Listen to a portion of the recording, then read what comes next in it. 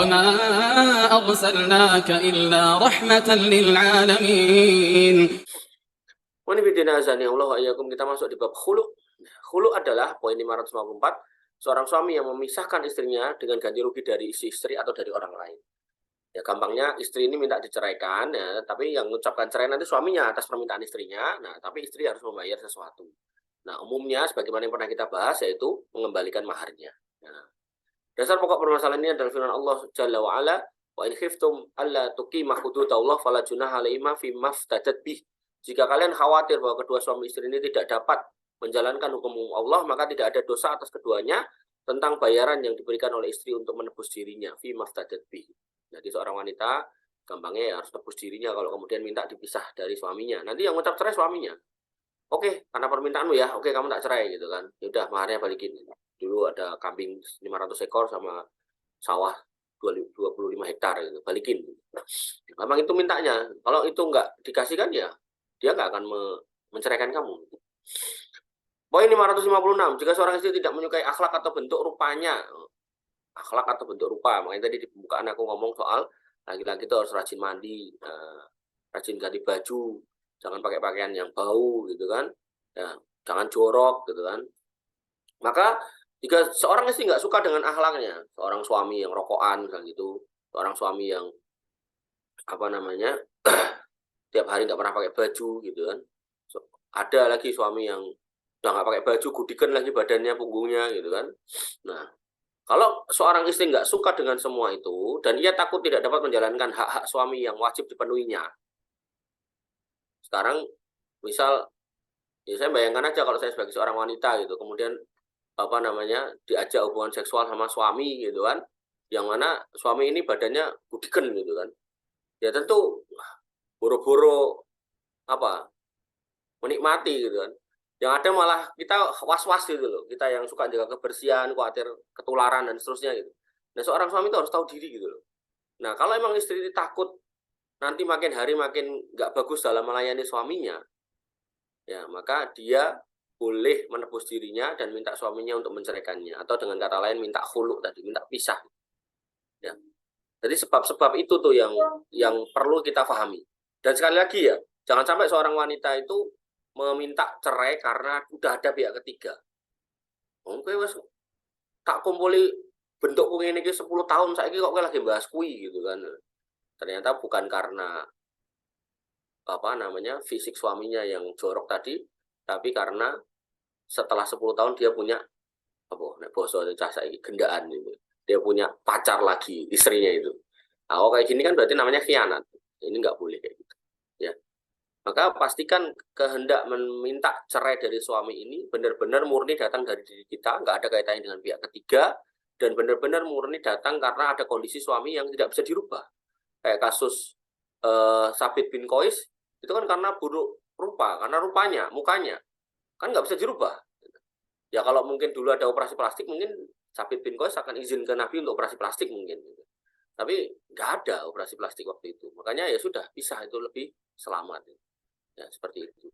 Dan, nah ini dan lo ya, kalau istri yang hak cerai aja nggak punya, tapi dia bisa minta cerai, boleh minta cerai karena sebab-sebab tadi, maka seorang suami lebih bisa. Paham? Itu yang harus kamu pahami. Jadi jangan kemudian bahas bab gini terus suami ini mikir, kok enak jadi wong wedok. Biasanya pas aku sugih gelem bareng, saiki aku ora duwe berasa tuku lotion saiki njaluk cerai gitu. Enggak. Dibalik juga bisa.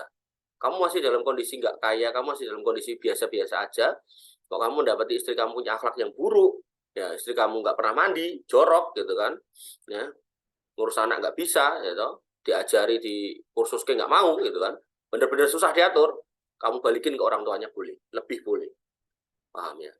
Jadi jangan sampai kemudian kita mikir ini anak perempuan, enggak, laki-laki juga sama posisi ini. Makanya kalau saya jadi Sabit bin Qais ya yang punya sawah banyak, kebun banyak gitu kan.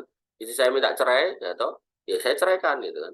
Terus apa? Ya saya nikah lagi kalau perlu sekali nikah langsung 2 atau 3 gitu. Ya artinya seorang laki-laki itu masih punya harga diri kok gitu kan. Walaupun mungkin mukanya jelek gitu. Ya.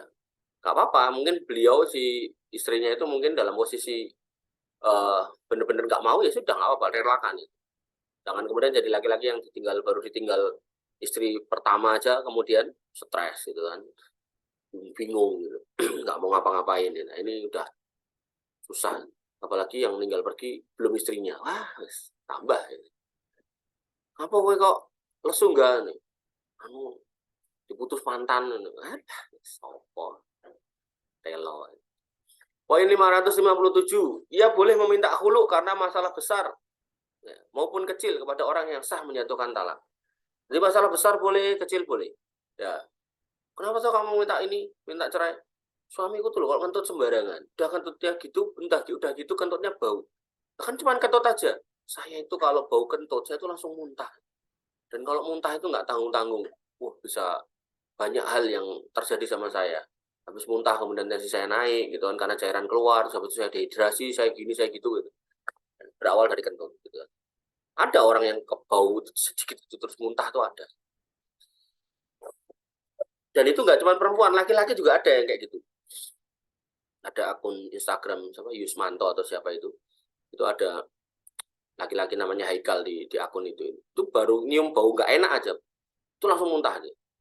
Misal apa mic gitu terus dikei bau-bauan nggak enak itu baru mau gitu muntah. Nah kalau istrinya kentutnya sembarangan itu lewat buat gitu kan ya dia muntah tiap hari ya lama-lama dehidrasi kan bisa mati orang itu. Makanya ya diceraikan ya sudah. Atau sebaliknya kalau itu yang lakukan laki-laki nah, kemudian istrinya mengalami hal yang sama ya minta cerai ya nggak apa-apa. 558 sekali lagi bukan karena pihak ketiga ya. Kalau udah pihak ketiga maka itu pengkhianatan. Kalau pengkhianatan maka itu dosa besar. 558. Namun jika bukan karena takut tidak dapat menegakkan hukum Allah maka hal itu dibenci berdasarkan sabda. Tadi yang saya bilang. Nah, Nabi SAW bersabda man sa'alat zaujahat tolak. Nah, siapa yang minta cerai dari suaminya min ghairi ba'sin tanpa sebab faharomun alaiha raihatul jannah maka haram baginya bau surga.